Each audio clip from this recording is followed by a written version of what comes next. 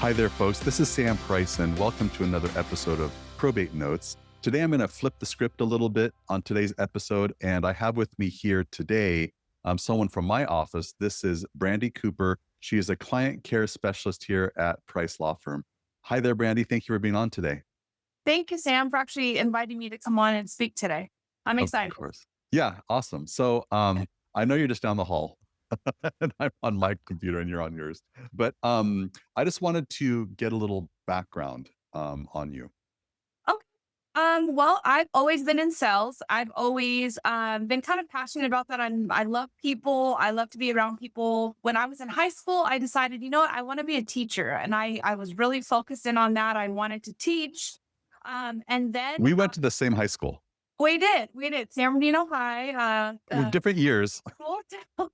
I'm significantly older, but like, yeah. We did, but you know what? I wanted to teach and I had a passion to teach. And I then started while I was going to school, I started working for the bank. And then I realized, you know what? I kind of like this industry. I like, helping people from college accounts to they got married and now I switched their accounts to a married account and then, investing in them all while still going to school. And then as I was pursuing the baking career, I advanced in the baking career. I went from just being a teller to an assistant manager. Then I went to a business banker. So I kind of advanced there again, still while going to school. And at that time, then I got married. I started having my family. And then I realized, you know what? I could teach 32 of these little guys in a class with boogers and sick, and I just didn't want to do it. So then I said, you know what, I'm going to switch gears. And I stayed in banking for about 13 years until it got to a point that I said, you know what, there's got to be something different that I can do and I can help people. But I still wanted to be in the line of like helping people. So then I went into staffing for a little bit. I was staffing, getting people jobs and helping them out because again, it gave me gratitude to be like, I got you a job and you were able to pay your bills. And then I said, you know what?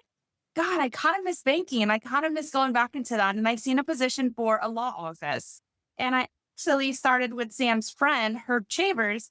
And I started doing stuff for him. I started marketing for him. I started doing trust administration. And then um, Sam and her had a nice little conversation and said, "Hey, I have this person, and my office is a little slow for her, and she needs to be around people that, just kind of, I guess, talk because the office is very quiet." And so I came over with Sam, and I just completed 6 years here, and I'm going on my seventh year next year. And yeah, so that's kind of the background that I have. But again, pretty salesy, but other than that, that's me. We get a lot of calls, right? Random calls. A lot of it is because since our website says we do estate planning, trust administration, and probate, a lot of clients think when it says estate that that's real estate. So I'll start there. We get a lot of those. We get a lot of those calls all the time. It's real estate. But the big thing is you really got to peel the onion back. Yes, you want to control the conversation with them because if not, they will go up on a whole tangent about who they like, who they don't like, why this and that. And because I found sometimes people call in saying, "Oh, I have a real estate question," but in reality, it's a probate matter because somebody's passed away. So you really have to like ask the questions and know what questions to ask. So when I'm doing the intake, I'm asking them stuff. I do explain, "Hey, this is what we do. Does it fall in these in this bubble?" And sometimes they're like, "No, I think so, but like my mom died." And if I hear that, I'm like, "Okay," and I start writing the notes down, like mom passed, who's on title. And so again, you really have to dig down. So once I get the meat and potatoes of the conversation, then that's when I'm like, okay, this is a probate matter. I explain the process of how probate works.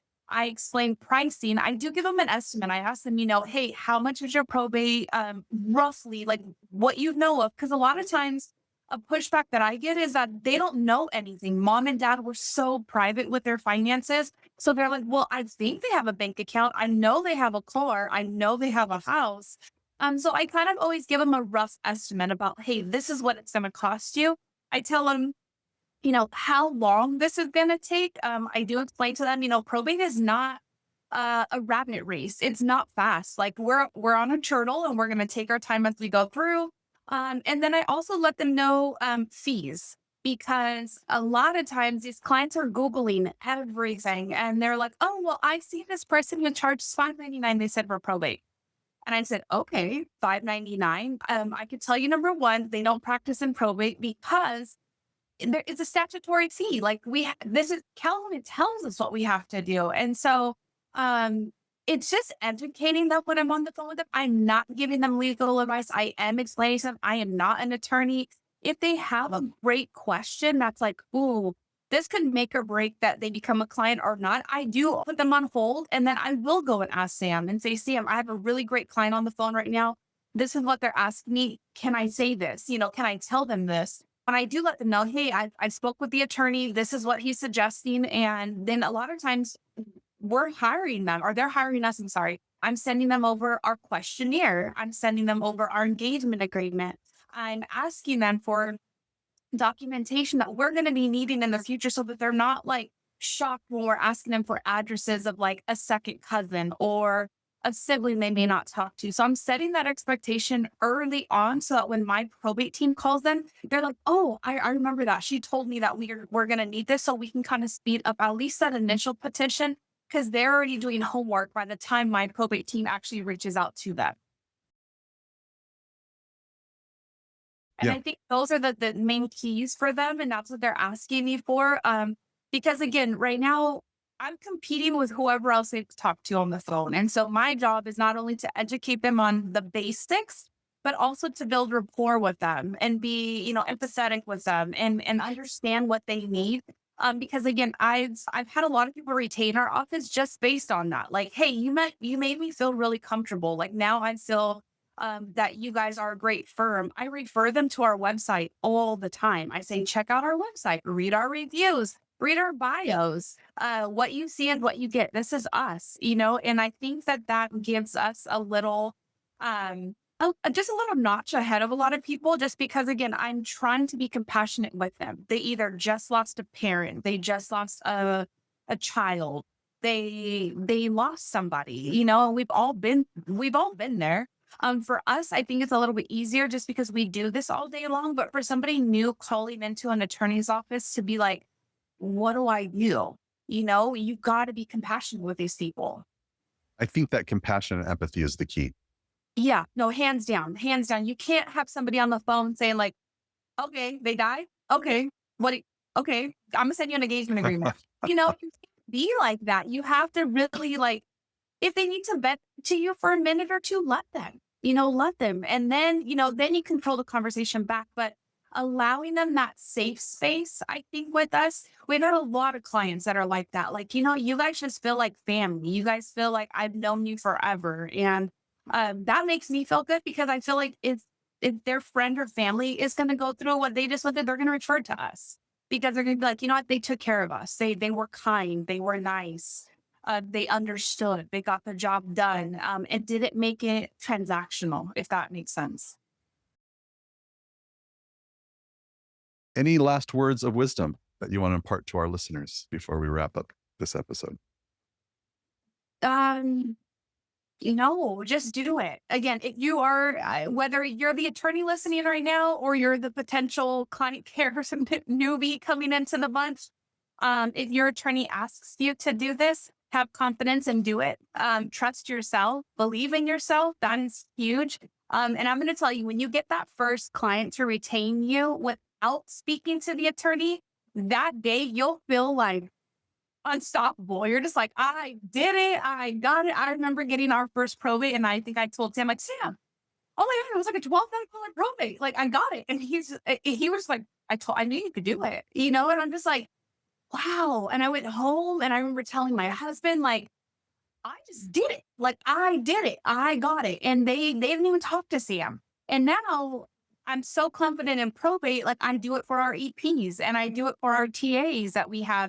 And sometimes I go to Sam and I'm like, hey, can you come meet the client downstairs? And he's like, well, which one? I'm like, oh, the one, the TA that we got. And it could be like we've had them now for a couple of weeks. And Sam's like, so we can flow. And I guess that's another word of advice. If you have an intake coordinator who knows how to do the process and get them in, if you as an attorney go on a vacation or you're gone, your office is still bringing in money. They're still seeing the retainers coming in because again, it doesn't take an attorney to retain anybody. They can retain us. And again, you set that expectation like, okay, great, you've retained our office. Next week you're gonna have a one-on-one if it's a design meeting with Sam or whatever it needs to be. You're gonna get with the attorney, but peace of mind, you can go on vacation and your firm is still going to bring in money.